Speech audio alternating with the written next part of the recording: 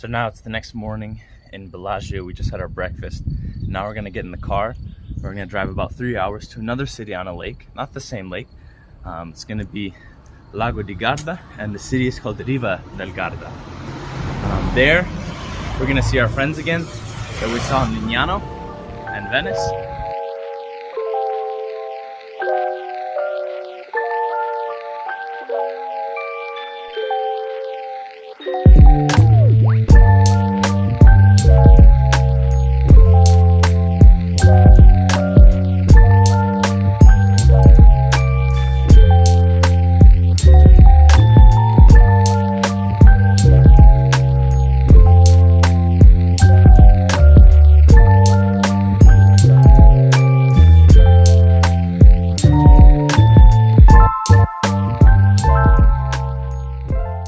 So we've just arrived to our small apartment here in Riva del Garda, and we're about to go to an interesting castle. I don't know a lot about it, but we'll figure out when we get there.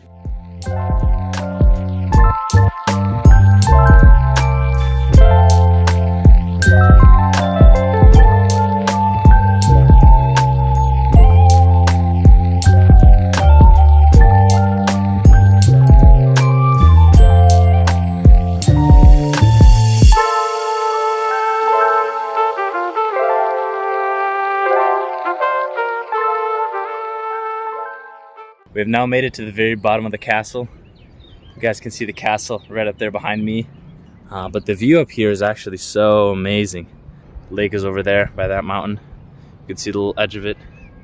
So yeah, let's see what the castle has. So this castle was first built by free nobles around 771. And then many years later, in 1196, Arco family, which is a rich family in this area, took control of the castle. And they controlled the castle up until around 1703 during the Spanish Wars of Succession, when the French general Vendôme's army came here and began attacking the castle. And that was really when the castle started to break down into the ruins that it is today. When the Arcos family took control of the castle in 1196, they really started building a lot of it, and they made it into a village but also a fortress at the same time. They added a lot of defensive mechanisms while also adding in the necessary structures to make this a livable place for a bunch of people. This tower behind me was the watchtower that was meant to watch the north, west, and the south flank. This is the inside of the tower. Right over in this corner, you can see the remnants of a fireplace. This castle was also known for its innovation with the water systems. They had a lot of gutters and a lot of water collection tanks that made it very easy for the water to flow off the mountain and also have water for the people to drink. After General Vendôme's attack, the castle was split between the Bavarian side of the Arcos family and the Italian side. And the Italian side took control because Arco was now officially part of Italy. This tower right behind me is actually the oldest tower in the entire fortress. This was the remains of the previous construction back in 771.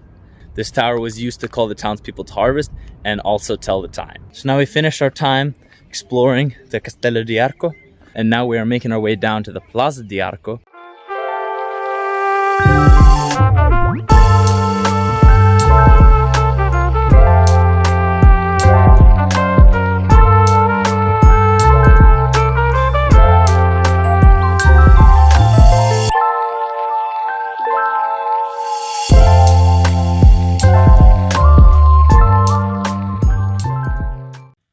The next day, we went to Verona to drop off our car and visit the ancient Colosseum. So we've made it out to the Colosseum itself, and you guys can see the view behind me. If you guys look over here, those are probably authentic arches that were built back in the 1st century. They used to go all around the arena, but over time they needed stones for other constructions in the city, and so they started taking down these arches slowly. Some of them probably also fell from just natural causes. But yeah, those are the original arches that were built back in the 1st century. Interestingly enough, this Colosseum was actually built before the Colosseum in Rome.